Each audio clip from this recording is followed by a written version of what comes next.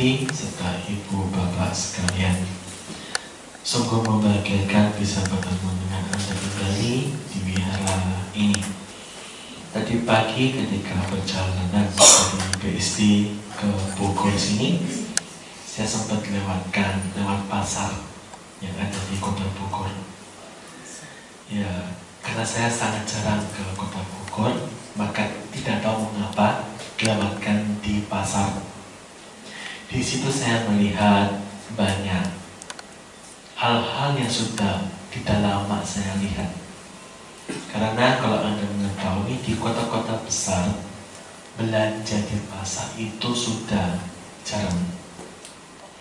Bagi Anda generasi yang baru, generasi Gen-Z ya, itu mungkin tidak mengetahui bahwa di pasar itu banyak transaksi yang dilakukan dengan cara seperti itu.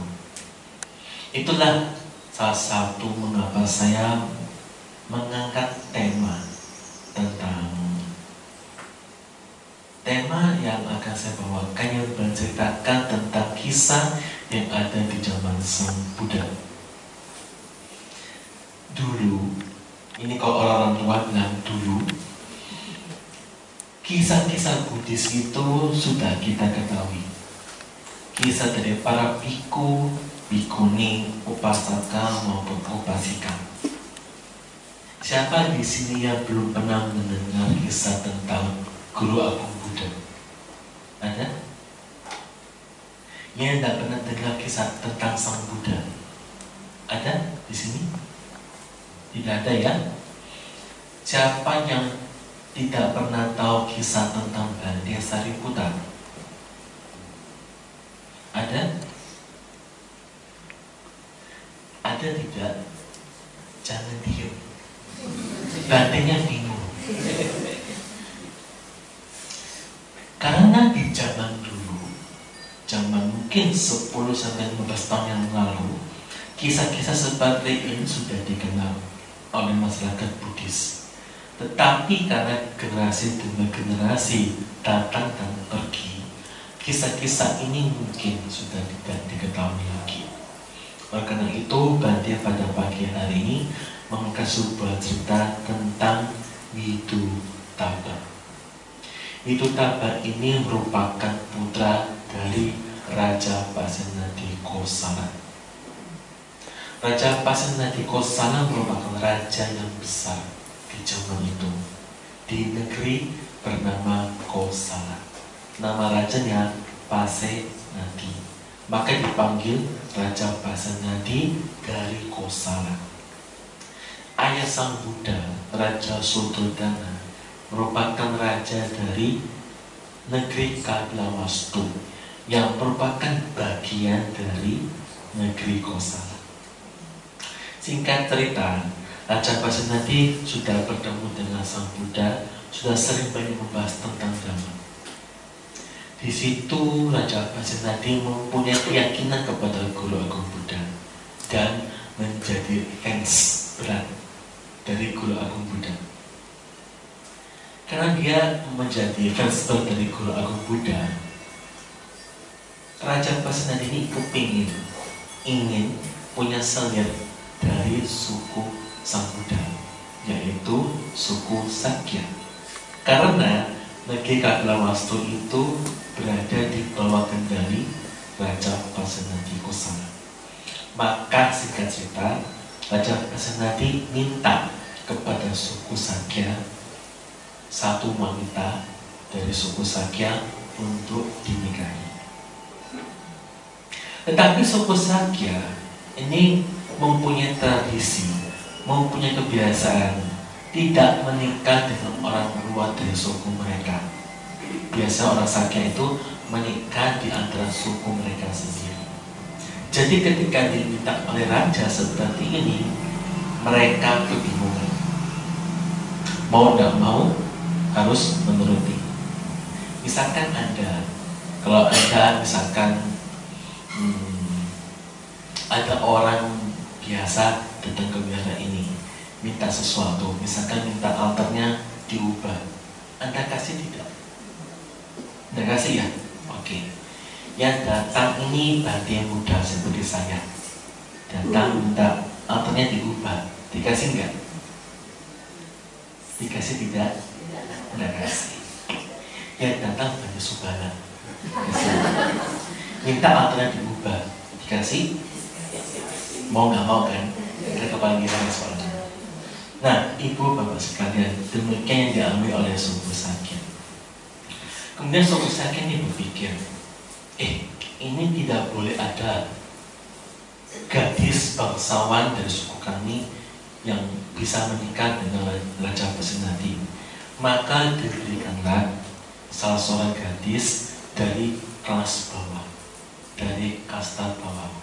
Seperti Anda ketahui, mungkin mudah-mudahan belum tahu, bahwa di zaman India dari dulu sampai sekarang ada 5 kasta di sana, yaitu kasta Brahmana, kasta Ksatria, kasta pedagang, kasta budak, dan kasta apa? Kaum buangan katanya. Kalau Anda pernah dengar Presiden Biden ngomong tentang kata-kata paria, itu yang dimaksud. Nah, ibu bapak sekalian, kemudian diberikan kasta dari kasta rendah ini dinikahkan dengan Raja Pasenadi Kosala. Dan singkat cerita, lama kelamaan mereka ini mempunyai anak yang dinamakan Widutaba. Widutaba ketika masih kecil, masih sekitar usia 6 tahun 8 tahun, ingin pulang kampung ke suku Sakya, ingin berkunjung ke tempat ibunya, kampung ibunya, tapi nggak dikasih oleh ibunya. Mengapa? Karena Raja Widutaba ini kan masih kecil, masih muda, melakukan perjalanan yang jauh dari ibu kota Kosala ke Kapilawastri itu melelahkan. Karena itu tidak dikasih. Tetapi ketika sudah menganjak remaja, dia minta lagi untuk mengunjungi kampung ibunya, ingin melihat suku Sakya itu seperti apa, karena dia juga kagum dengan suku Sakya. Ibunya memberikan izin kepada Widutaba untuk pulang ke kampung ibunya. Di sana Raja Widutaba sangat dihormati, sangat dipuja-puja. Sama seperti kita juga. Kalau misalkan di biara ini ada Pak RT yang datang, Anda sambut tidak? Pak RT. Dan tidak Pak Lurah. Cuma orang ngomong Pak Gubernur yang datang ke sini, Anda sambut? Belum semua ya. Kandidat Pak Presiden yang kesini, Anda sambut? Nah, belum semua jawab. Demikian dengan suku Sakya, mereka menyambut Raja Widutaba dengan hal yang sangat luar biasa. Kemudian selesai ramatama dengan suku Sakya, Raja Widutaba pulang kembali ke ibu kota Kosala. Di tengah-tengah perjalanan, ia ingat ada barangnya yang ketinggalan di suku Sakya. Masalahnya di zaman dulu belum ada namanya Gojek, jadi tidak bisa menggunakan seperti itu. Ia menyuruh pembantunya untuk pergi ke suku Sakya kembali, jalan untuk mengambil barangnya. Kemudian pembantu ini ketika sudah sampai di suku Sakya, di tempat itu ia mau mengambil barangnya, dari jauhnya dengar bisik-bisikan orang-orang suku Sakya. Orang suku Sakya waktu itu sedang membersihkan kursi seperti itu, kursi duduk, sambil ngomel-ngomel. Apa yang diomelkan? Suku Sakya mengatakan, dasar anak pembantu, gara-gara ini kami susah. Karena di zaman dahulu untuk orang yang kasta tinggi tidak mungkin bersihkan tempat duduk orang kasta rendah. Mereka itu hanya baik di muka, tetapi mereka sudah mengetahui sebenarnya Raja Widutaba merupakan anak dari budak, sehingga sebenarnya itu tidak dihargai. Ketika mereka sedang membersihkan itu, mereka siram pakai susu. Di zaman India sampai sekarang, kalau bersihkan atau memulihkan sesuatu, mereka menggunakan susu. Hanya seperti tradisi atau budaya mereka.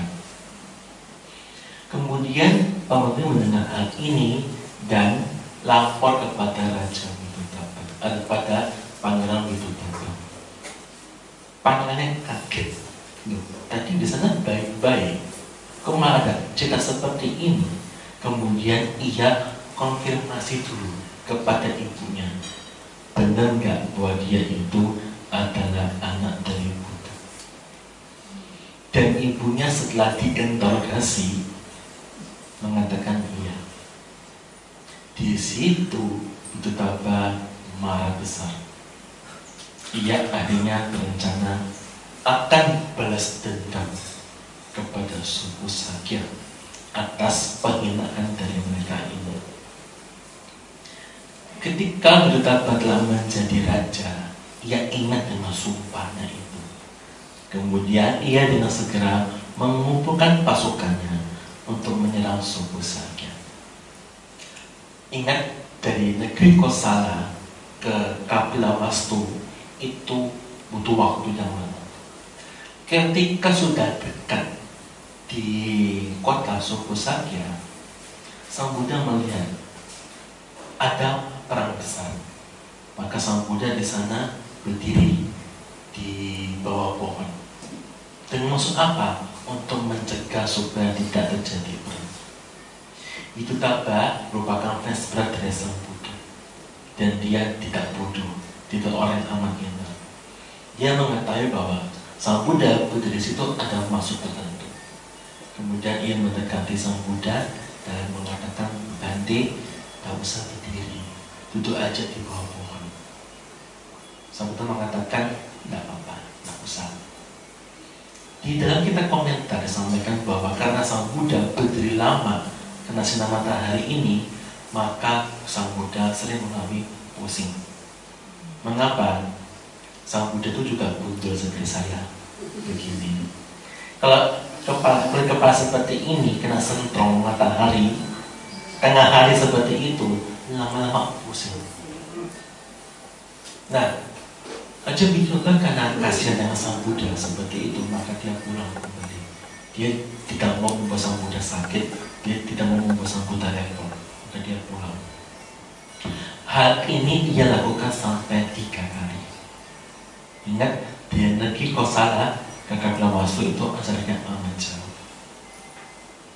Tetapi ketika keempat kalinya ia mau menyerang, Sang Buddha melihat, kenapa Widodaba ini tetap ngeyel mau menyerang suku Sakya.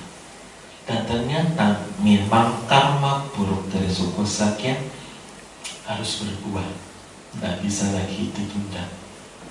Karena itu Sang Buddha tidak lagi mencegah, yang terjadi haruslah terjadi.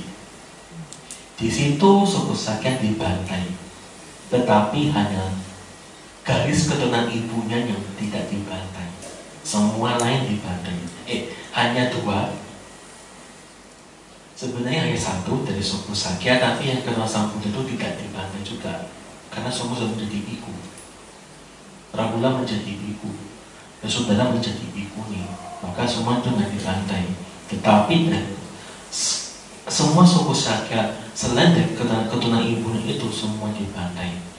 Dan orang suku Sakya dari keturunan ibunya itu dibawa sebagai tawanan ke negeri Kosala. Ketika perjalanan on the way pulang ke negeri Kosala, tentu mereka capek. Membantai sekian banyak orang itu capek. Dan memang ketika pembantaian tersebut dikisahkan bahwa suku Sakya ini sudah bertekad untuk tidak membunuh. Maka mereka ketika perang juga hanya menakut-nakuti pasukan Widodaba menggunakan panah. Dan mereka dikatakan adalah pemanah-pemanah yang baik, sehingga mereka ketika menembak panah itu bukan untuk membunuh, tapi hanya untuk menakut-nakuti. Dengan cara apa? Anak panah itu tembus lewat lubang telinga. Di zaman dulu orang itu pakai gelang di telinganya ini, di daun telinganya ini. Karena gelangnya itu berat, lama-lama ini turun dan jadi lubang begitu. Maka suku Sakya dari jarak jauh, entah mengapa bisa seperti itu. Kok saat ini mungkin sudah menjadi petani badan paling mahal di dunia. Nembak dari jarak jauh bisa tembus lubang telinga, tidak bunuh. Kalau Anda digitukan pasti Anda takut.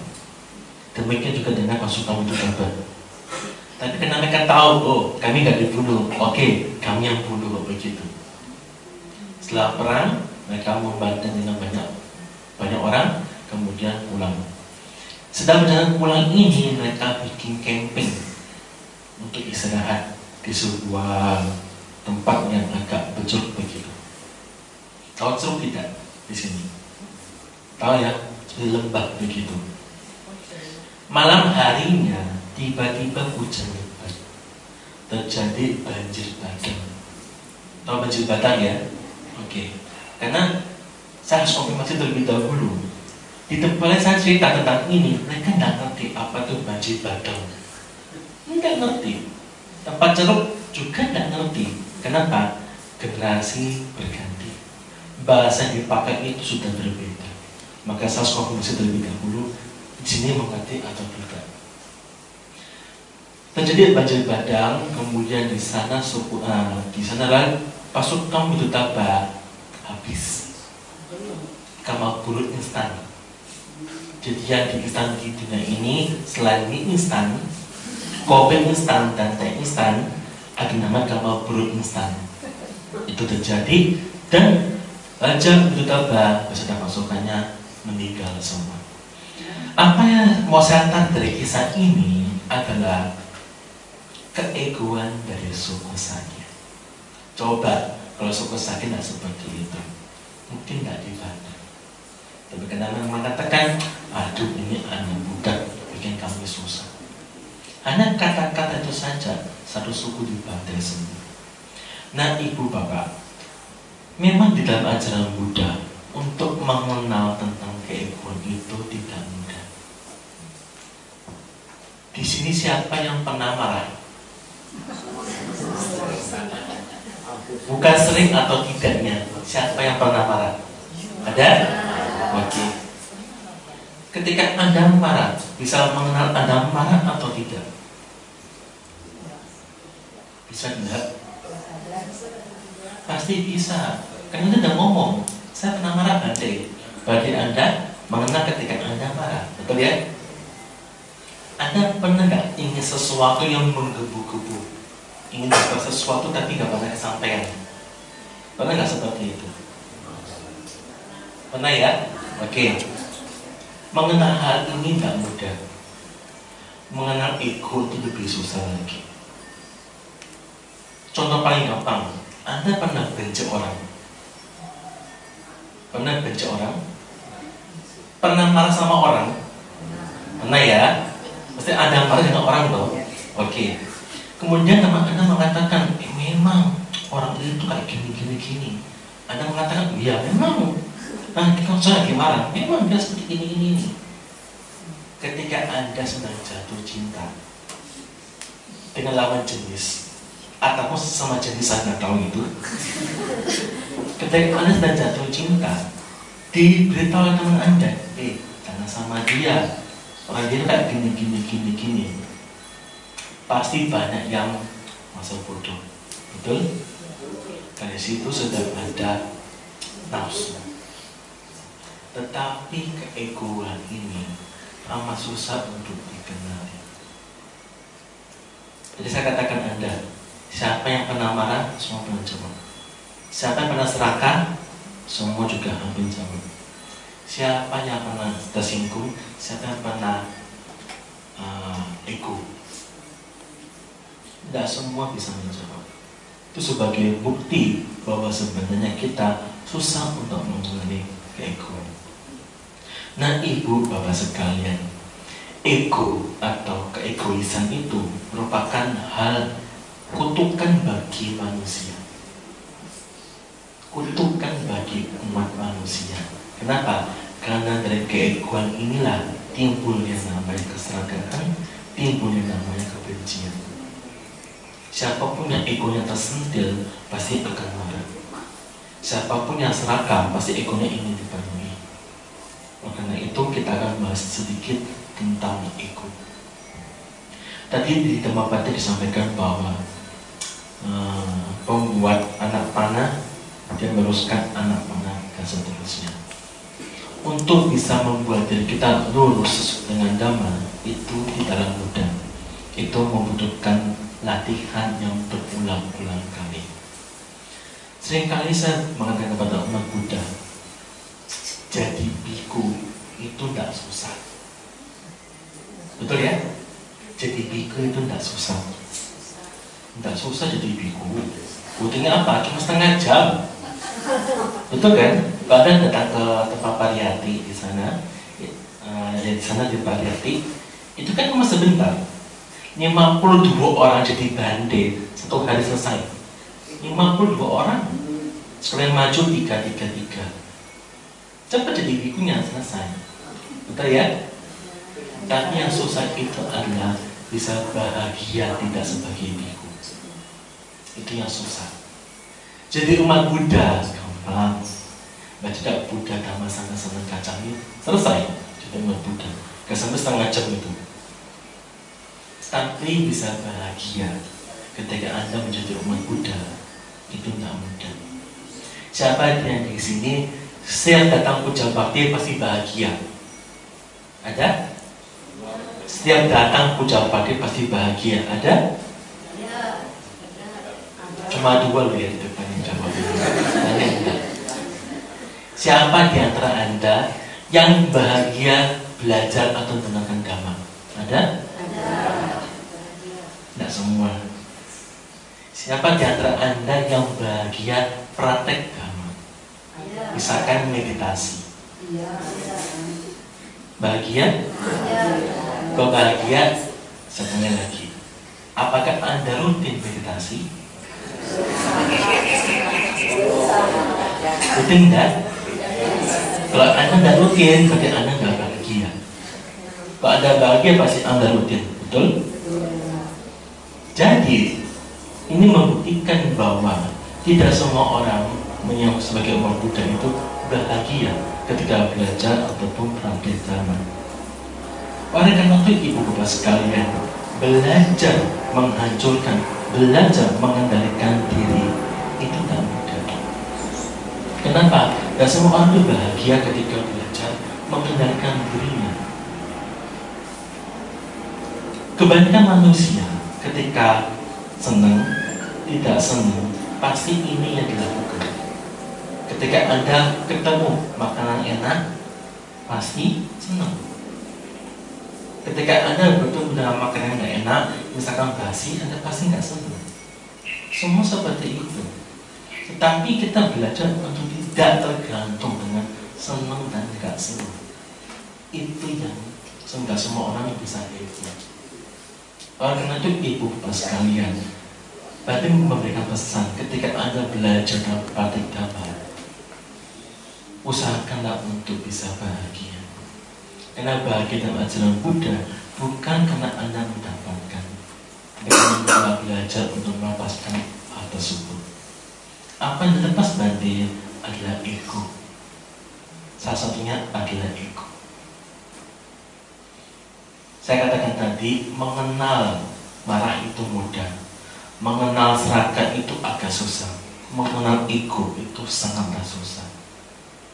Ketika Anda bisa mengenal ego, belajarlah untuk tidak terpancing, tidak mengikuti ego tersebut. Dengan kata lain, jangan gampang tersinggung, jangan gampang sakit hati. Belajarlah untuk mengembangkan diri. Mengapa? Karena dalam ajaran Buddha dikatakan kematian itu pasti, tapi nggak pernah tahu kapan datangnya. Kalau kita masih happy dengan keegoannya, tahu-tahu pulang, amit-amit ya, kalau tahu-tahu pulang, jalan di depan ketemu kucing, kesantung, jatuh, meninggal. Siapa yang bisa mengira seperti itu? Tidak ada. Karena itu ketika Anda masih punya kesempatan yang baik, usahakan untuk belajar dan praktik lepaskan ego pelan-pelan. Jangan gampang sakit hati, jangan gampang tersinggung dan seterusnya. Pelan-pelan, berarti katakan pelan-pelan, jangan langsung begitu. Kenapa? Ketika langsung Anda diminta langsung lepaskan ego, biasanya shock. Oleh karena itu, pelan-pelan saja belajar melepaskan ego. Kenapa? Karena ini mendatangkan manfaat bagi Anda. Apa manfaatnya berarti? Sedikit demi sedikit Anda mengikis kotoran batinnya. Ketika Anda mulai mengikis kotoran batinnya, di situ Anda mulai melepas penderitaan. Sebenarnya penderitaan itu bukan dia datang, tapi kita yang memegang penderitaan tersebut. Saya katakan tadi bahwa orang yang gampang serakah, orang yang gampang marah, orang yang gampang ego, ini pasti akan menderita. Apakah dia mencari atau rezeki yang datang? Tidak. Siapa di sini yang pernah muda? Ada? Pernah muda ya? Siapa pernah tua? Sudah ya? Oke. Siapa yang pernah sakit? Semua pernah sakit ya? Oke. Siapa yang pernah meninggal? Saat ini belum ya? Kalau Anda sudah pernah meninggal saat ini, tidak ada hadir di sini, itu mengerikan. Tapi ketika Anda melihat Anda menjadi tua, Anda menjadi sakit, apakah Anda menderita? Apakah Anda menderita? Belum tentu. Kenapa? Karena dirinya bisa menerima. Oh, sekarang sudah tua dan pernah sakit. Bagi mereka yang tidak bisa menerima ketuaan, bagi mereka yang tidak bisa menerima sakit, itulah penderitaan. Kenapa ini bisa dimulai? Kenapa mereka bisa tidak menerima? Karena ada ego di sana. Aku ingin yang dulu ya seperti itu. Itulah makanya ibu untuk sekalian bahaya dari keegoan. Tidak disadari semakin merusak diri orang tersebut. Karena itu belajarlah untuk lepaskan ego pelan-pelan. Semoga apa yang saya sampaikan pada pagi hari ini berguna bagi Anda semua. Semoga Anda tetap ingat dan tetap belajar dalam praktek dhamma yang telah saya sampaikan pada pagi hari ini. Semoga Anda berbahagia, semoga semua berbahagia. Sadu, sadu, sadu.